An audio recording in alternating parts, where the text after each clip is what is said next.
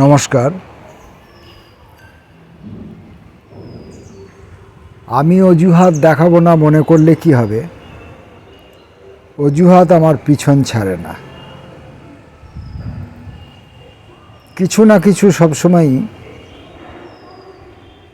সে আমার সঙ্গে রয়েছে, আমাকে নিয়ে সে ব্যস্ত থাকতে ভালোবাসে। সে বা তারা, একটি অজুহাত হলে সে, অনেক হলে তারা।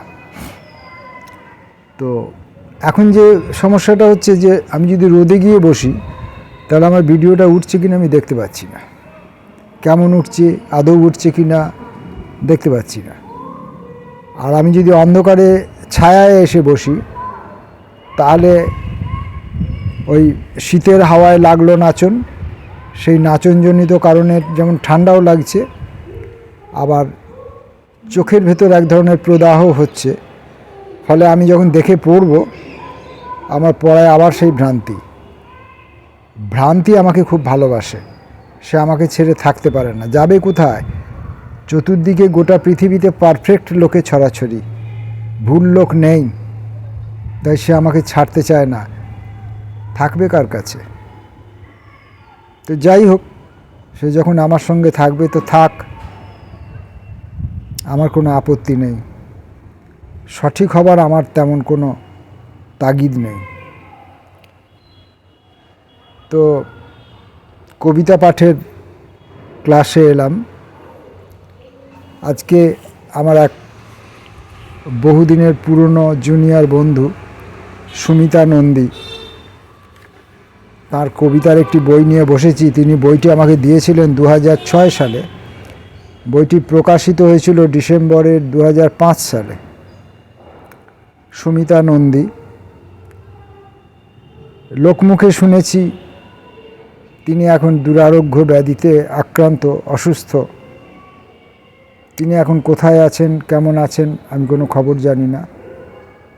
যোগাযোগের কোনো উপায় আমার কাছে নেই, এবং যার সঙ্গে আমি যোগাযোগ করব সে পক্ষ থেকে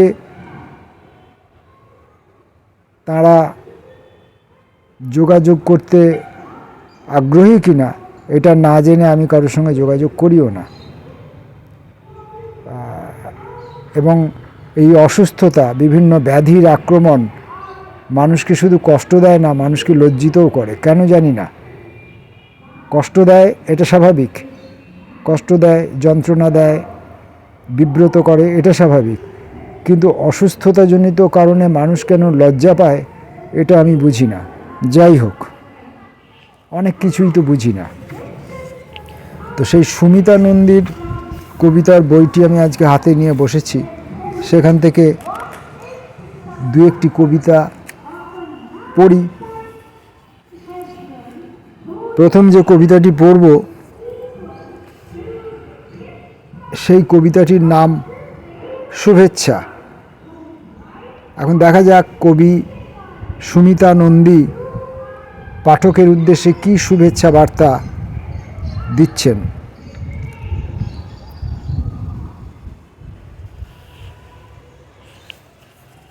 সুঠাম নির্জনতার নাভিকুণ্ড থেকে যদি একটি স্মৃতিগন্ধ ভেসে ওঠে, তবে বিনির্জন সমুদ্রের ভেতর নির্জনতার ঘূর্ণাবর্ত জেগে উঠুক।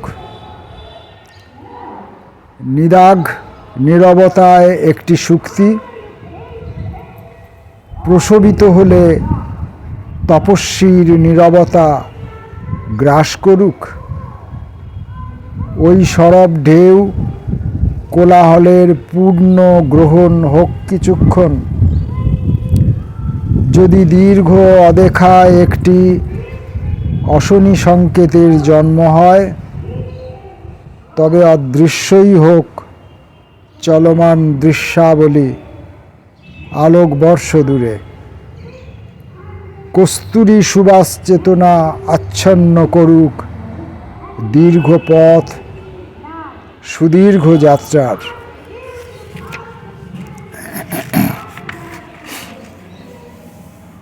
পরের কবিতার নাম তৃষ্ণাটুকু থাকা ভালো। বিতৃষ্ণায় আছে শুধু দহন, ভস্মীভূত কণ্ঠনালীর জ্বালাময় হাহাকার, তাই তৃষ্ণাটুকু থাকা ভালো। যদিও তৃষ্ণা মানেই শুষ্কতা আর ক্লেশের আত্মীয়তার গল্প, তবু সে আর্দ্রতার স্বপ্ন দেখায়।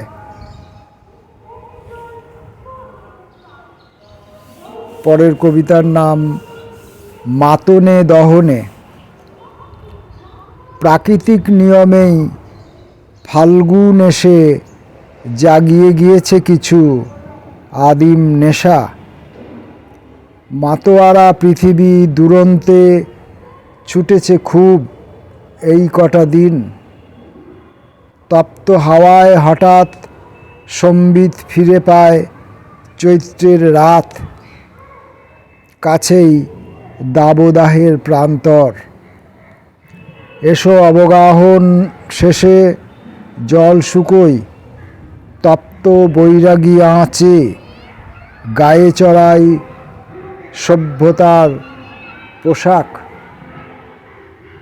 কিছু হারানো কিছু প্রাপ্তির সাথে মাটির পৃথিবীকে, পৃথিবীর মাটিকে টেনে নিই কাছে। নবান্ন আর রিক্ততায় ভরে থাক ক্ষুধিত জঠর। অন্ধকার। একলা দাঁড়িয়েছিলাম ভীষণ একা, ভুলছিলাম ভীষণ ভুল। ভুল পথে ভুল বাঁকে ভুল মোড়ে দাঁড়িয়ে দাঁড়িয়ে প্রহরের রং বদল দেখে এখন অন্ধকারে। আমি অন্ধকার, নিঃসীম শূন্যতায় ভারহীন অস্তিত্বে লীন হয়ে বুঝেছি তুমি এসেছিলে ঠিক সময়ে, ততোধিক সঠিক স্থানে। একলা দাঁড়িয়েছিলাম, ভুল দাঁড়িয়েছিলাম, অন্ধকারে দাঁড়িয়েছিলাম অন্ধকার হয়ে।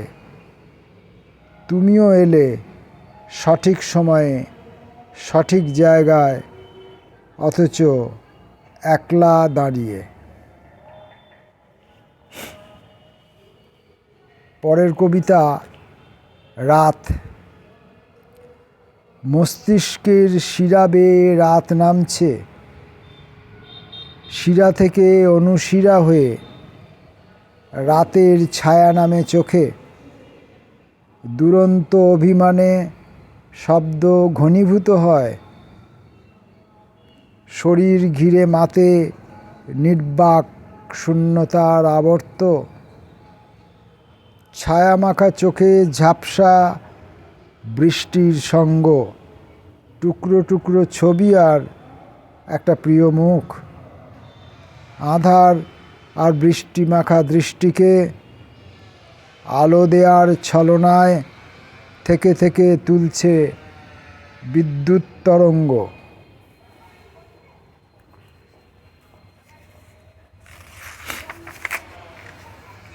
জাগরি।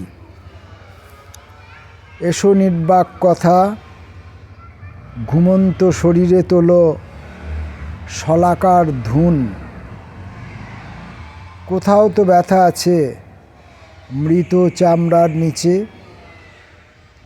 পর্ণমোচী শব্দরা ঝরে গেছে। সময় শরীর চুঁয়ে এখন পেলব সুখ, সাজানো বিছানা, জ্যোৎস্নার স্রোতে ভাসমান ফেঁপে ওঠা দেহ। শান্ত স্থিত সব দেহের মতো এখনো কালোদ্রোহে ঝড় ওঠে তীব্র শলাকা গাঁথ স্থবির স্নায়ুতে। স্পন্দনে স্পন্দনে হুলবিদ্ধ সুখ, খরদংশনে বেজে উঠুক রাত গর্ভ ভ্রূণ। বীজের প্রদাহ। উর্বর পলিতে বুনেছি স্বপ্নের বীজ, সোৎসাহে মেখেছি সোনালি ফসলের হাওয়া। তখনও বুঝিনি ঋণের অর্থনীতি, হিমাঙ্ক তাপাঙ্কের পরিমাপ। না জেনেই জ্বালিয়েছি গর্ভের তুষ, কিছু বেশি উষ্ণতা আর ভরপেট সুস্বাস্থ্যের আশায়।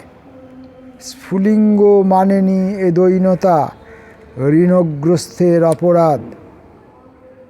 এখন প্রদাহ মেদে, এরপর হয়তো ফসলে বা রোপিত বীজে।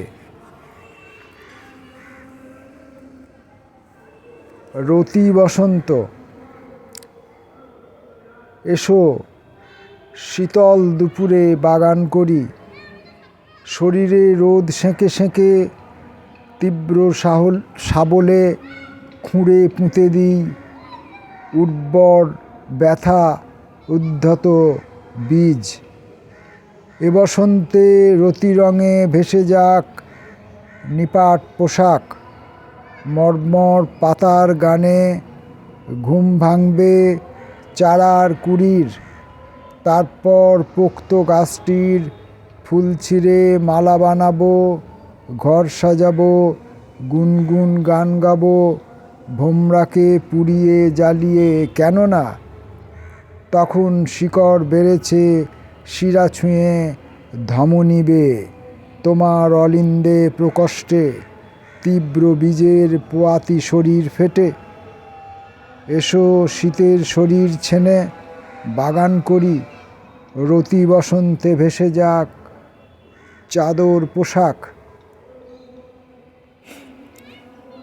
নমস্কার, এটুকুই থাক। আচ্ছা, এই বইটির নাম বোধহয় বলতে ভুলে গিয়েছি, স্তব্ধতার গুঞ্জনে। বইটি কোন সময় বেরিয়েছে সেটা বলেছি। বইটির নাম হচ্ছে স্তব্ধতার গুঞ্জনে। এর প্রচ্ছদ শিল্পী হচ্ছেন সঞ্জয় রক্ষিত।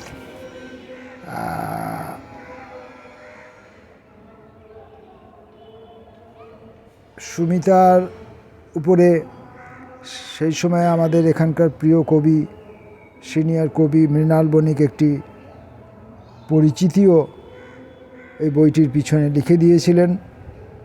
কবির পরিচিতি তার কবিতায়, তাই তার জাগতিক পরিচয় আমি আলাদা করে আর এখানে জানাবার প্রয়োজন বোধ করছি না। সুমিতা নন্দী সুস্থ হয়ে উঠুন, উনি আবার কবিতায় ফিরে আসুন। হয়তো তিনি কবিতায় ফিরে এসেছেন, আমার সঙ্গে যোগাযোগ নেই, আমি জানতে পারছি না। হয়তো তিনি সুস্থ আছেন, তার সুস্থতাই কামনা করি। আর একবার নমস্কার।